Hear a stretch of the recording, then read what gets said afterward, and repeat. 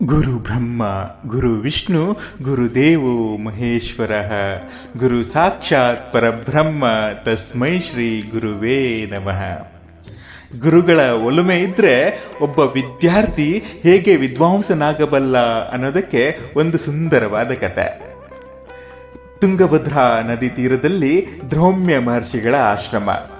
ದೇಶ ವಿದೇಶಗಳ ಅನೇಕ ವಿದ್ಯಾರ್ಥಿಗಳು ಅಲ್ಲಿ ವಿದ್ಯಾರ್ಜನೆಯನ್ನ ಮಾಡ್ತಿದ್ರು. ಹಿಂದಿನ ಕಾಲದಲ್ಲಿ ಗುರುಕುಲದಲ್ಲಿ ವಿದ್ಯಾರ್ಜನೆ ಮಾಡೋದಕ್ಕಿಂತ ಮುಂಚೆ ಅವನನ್ನ ಅನೇಕ ರೀತಿಯಲ್ಲಿ ಪರೀಕ್ಷೆ ಮಾಡಲಾಗ್ತಿತ್ತು. ಆ ಪರೀಕ್ಷೆಗಳಲ್ಲಿ ತೇರ್ಗಡೆಯಾದ್ರೆ ಮಾತ್ರ ಅವನಿಗೆ ವಿದ್ಯಾದಾನವನ್ನ ಮಾಡ್ತಿದ್ರು ಗುರುಗಳು.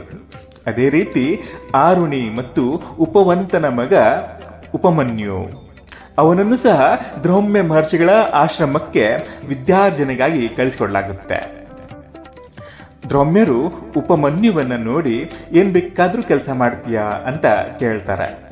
ಅವಾಗ ಉಪಮನ್ಯು ಹೇಳ್ತಾನೆ, ನಾನು ಏನ್ ಬೇಕಾದ್ರೂ ಮಾಡ್ತೀನಿ ಗುರುಗಳೇ, ನನಗೆ ವಿದ್ಯಾದಾನ ಮಾಡಿ ಅಂತ ನಮ್ರತೆಯಿಂದ ಕೇಳ್ಕೊತಾನೆ.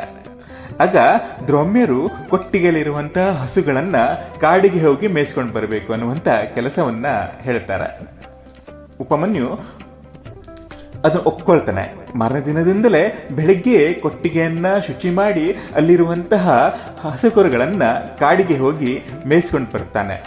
ಸಂಜೆ ಬಂದು ಮತ್ತೆ ವಾಪಸ್ ಆ ಕೊಟ್ಟಿಗೆಗೆ ಬಂದು ಕಟ್ತಾನೆ. ಒಂದು ದಿವಸ ಗುರುಗಳು ಕೇಳ್ತಾರೆ ಉಪಮನ್ಯುವಿಗೆ, ಉಪಮನ್ಯು ಹಸಿವಾದಾಗ ಊಟಕ್ಕೇನ್ ಮಾಡ್ತೀಯಾ ಅಂತ. ಆಗ ಉಪಮನ್ಯು ಹೇಳ್ತಾನೆ, ಬೆಳಿಗ್ಗೆಯಿಂದ ಸಂಜೆ ತನಕ ಹಸುಗಳನ್ನ ಮೇಯಿಸಿಕೊಂಡು ಬಂದ ನಂತರ ಭಿಕ್ಷೆ ಬೇಡ್ತೀನಿ ಗುರುಗಳೇ, ಭಿಕ್ಷೆಯಿಂದ ಬಂದಂತ ಆಹಾರವನ್ನ ತಿಂತೇನೆ ಅಂತ. ಆಗ ಗುರುಗಳು ಹೇಳ್ತಾರೆ ಕೋಪದಿಂದ, ನೀನು ಭಿಕ್ಷೆ ಬೇಡಿದ್ದು ಗುರುವಿಗೆ ಕೊಡದೆ ಹೇಗೆ ತಿಂತೀಯ ನೀನು?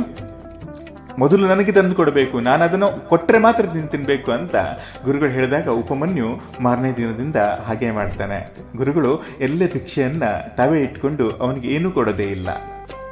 ಮತ್ತೆ ಸ್ವಲ್ಪ ದಿನಗಳ ಕಳೆದ ನಂತರ ಆತ ದಷ್ಟಪುಷ್ಟವಾಗಿದ್ದನ್ನ ನೋಡಿದಂತಹ ಗುರುಗಳು ಅವನಿಗೆ ಕೇಳ್ತಾರೆ, ಏನ್ ಮಾಡ್ತಿದ್ಯಾ ಊಟಕ್ಕೆ ಅಂತ.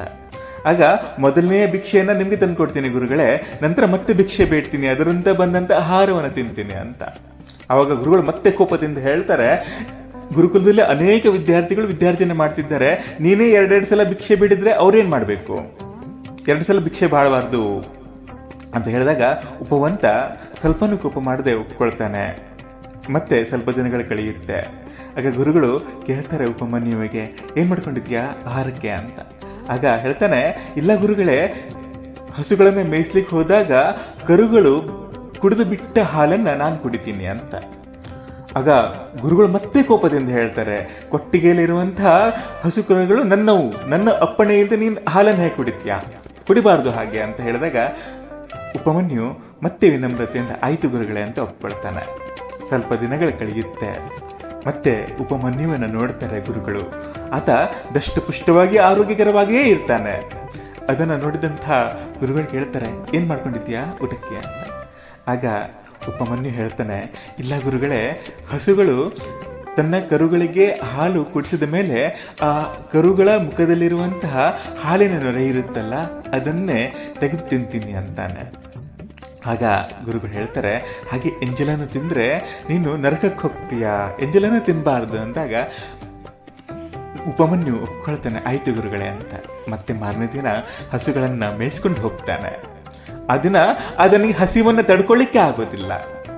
ಆಗ ಹಸಿವನ್ನ ತಡ್ಕೊಳ್ಳಿಕ್ಕಾಗದೆ ಎಕ್ಕದ ಗಿಡದ ಹಾಲನ್ನೇ ನಿಜವಾದ ಹಾಲು ಅಂತ ನಂಬ್ಕೊಂಡು ಆ ಎಕ್ಕದ ಗಿಡದ ಹಾಲನ್ನ ಕುಡಿಲಿಕ್ಕೆ ಹೋಗ್ತಾನೆ.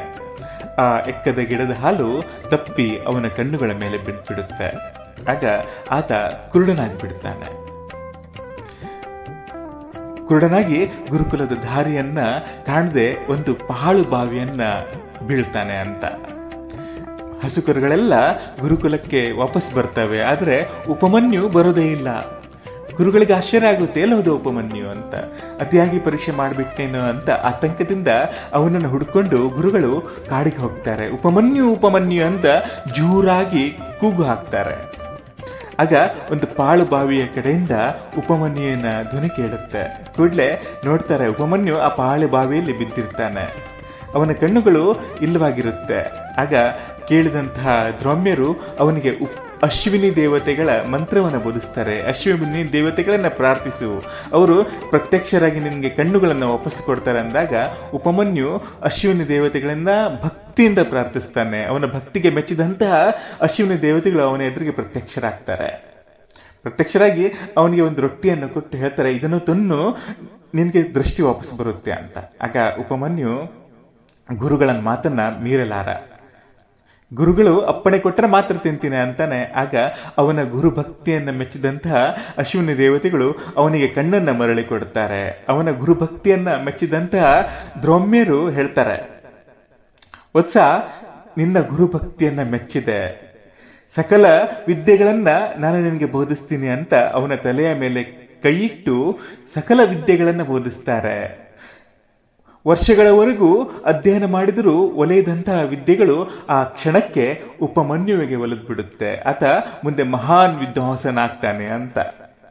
ಗುರುಗಳು ಮನಸ್ಸು ಮಾಡಿದ್ರೆ ಒಬ್ಬ ವಿದ್ಯಾರ್ಥಿ ಹೇಗೆ ಶ್ರೇಷ್ಠ ವಿದ್ವಾಂಸನಾಗಬಲ್ಲ ಅನ್ನೋದನ್ನ ಈ ಕತೆ ತಿಳಿಸಿಕೊಡುತ್ತೆ. ಇದೇ ಉಪವಂತನ ಕತೆ. ದ್ರೌಮ್ಯ ಮಹರ್ಷಿಗಳು ಒಂದು ಕ್ಷಣದಲ್ಲಿ ಆತನ ತಲೆಯ ಮೇಲೆ ಕೈ ಇಟ್ಟು ಎಲ್ಲ ವಿದ್ಯೆಗಳನ್ನ ಆತನಿಗೆ ಸಾಕ್ಷಾತ್ಕಾರ ಆಗೋ ಹಾಗೆ ಮಾಡ್ತಾರೆ ಅಂತ. ಇದು ಗುರು ಭಕ್ತಿಗೆ ಒಂದು ನಿದರ್ಶನವಾದ ಕತೆ. ಧನ್ಯವಾದಗಳೊಂದಿಗೆ ನಾನು ನಿಮ್ಮ ಪ್ರೀತಿಯ ಕಿರಣ್ ಮಂಜುನಾಥ್ ಪಾಲನ್ಕರ್.